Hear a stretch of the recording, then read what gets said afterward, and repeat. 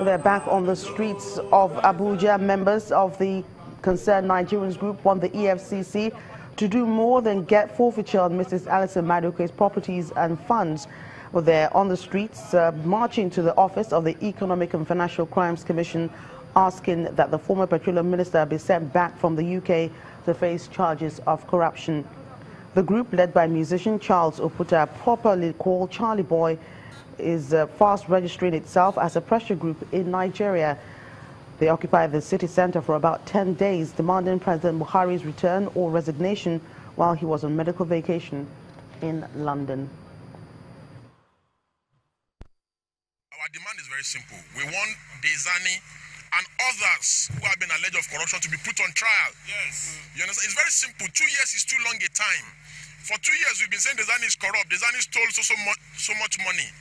Why is she not on trial?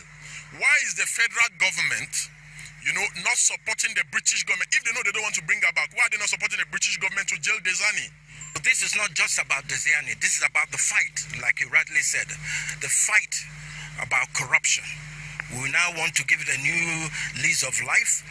We're looking into this matter and we're asking the federal government to do the needful.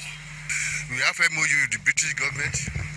We have bilateral agreements on how to repatriate alleged citizens.